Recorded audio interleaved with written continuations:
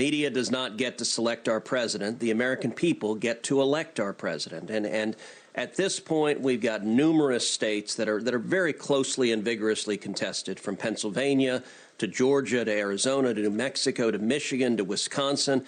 In all of those states, there are serious disputes about the vote totals, and there's a legal process to resolve those disputes. So at this point, we should allow the rule of law to operate. We should allow the legal process to move forward. And when that process is concluded, which it will be in a matter of weeks, we will know who prevailed in the elections. But the fact that the big newsrooms in New York City want Donald Trump to lose, they don't get to decide that. That's a question for the voters. We are looking at multiple recounts in multiple states. We just heard from Rudy Giuliani. He's going to be dropping a lawsuit in Pennsylvania tomorrow. Other lawsuits throughout the week. He said by the end of the week he'll have 5 lawsuits, and there are 10 states, he says, that are potentially stolen. 800,000 votes in question, according to Rudy Giuliani. Walk us through the process. You are a constitutionalist and expert on the Supreme Court. How does this work in terms of the federal court system with these lawsuits pending? Well, we've seen multiple lawsuits already filed. I expect there will be more lawsuits filed, probably in each of those states that I mentioned.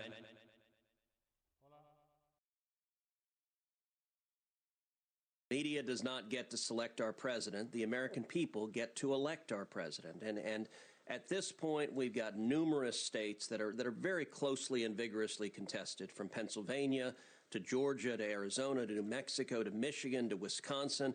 In all of those states, there are serious disputes about the vote totals, and there's a legal process to resolve those disputes. So at this point, we should allow the rule of law to operate. We should allow the legal process to move forward, and when that process is concluded, which it will be in a matter of weeks, we will know who prevailed in the elections. But the fact that the big newsrooms in New York City want Donald Trump to lose, they don't get to decide that. That's a question for the voters.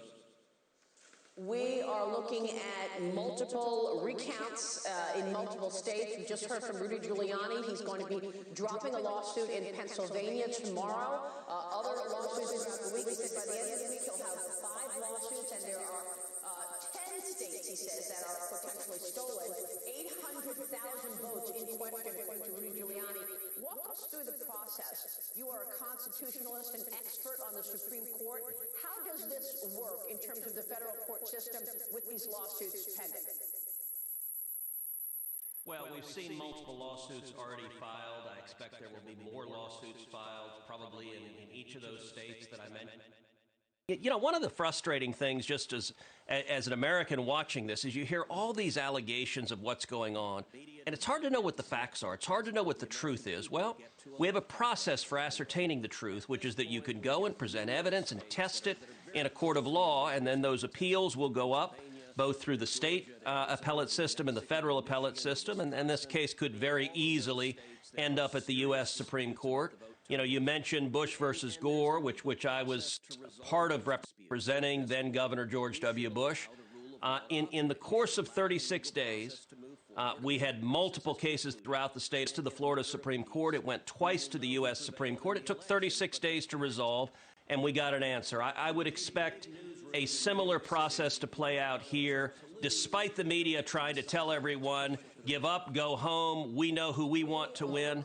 That's not how it works. We need to follow the law, and that means allowing the legal process to play out.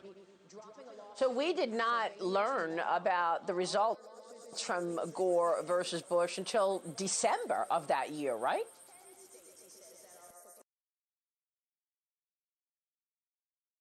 Yeah, that's right. And if you look at the federal statute that governs the timing of presidential elections, it actually anticipates that there will be recounts, that there will be contested litigation. If you look at the federal statute, December 12th is the date that the electors meet to vote.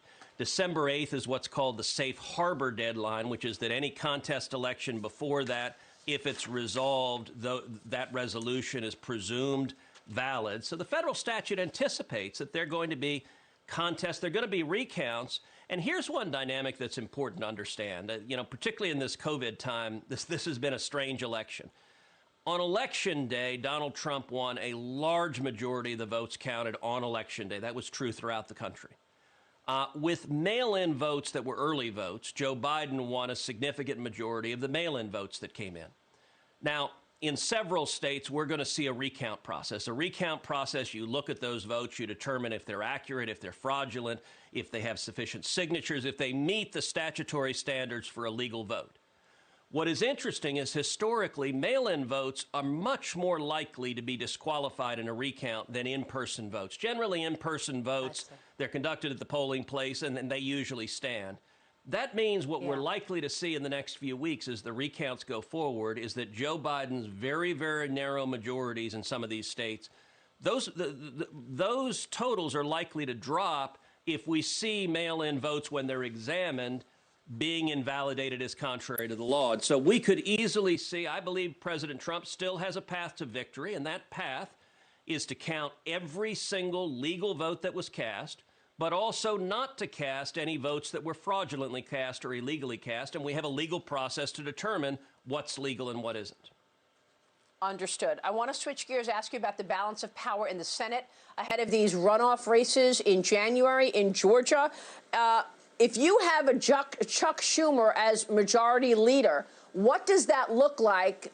Tell me about the importance of this January runoff race, what it will mean for kitchen table issues for all of us. Yeah. Well, the next 2 months are extraordinarily important. It looks like right now in the Senate we're 52-48. The media still hasn't called North Carolina Tom Tillis, but it looks like Tom has a significant lead and is going to win that race. If that's the case, it means there are 2 Republican senators in a runoff in Georgia. That runoff is going to occur on January 5th. If the total is 52-48, if the Democrats win both of those seats, we have a Democratic Senate, assuming Joe Biden is president and Kamala Harris is vice president. If the Democrats win Georgia, they have a majority. If Republicans win, we have a majority. I cannot overstate how important to the country those 2 seats are. I'll be traveling to Georgia. I've spoken with both David Perdue and Kelly Loeffler, the 2 senators. I've told them I'm all in. Anything I can do to help, the answer is yes. And the difference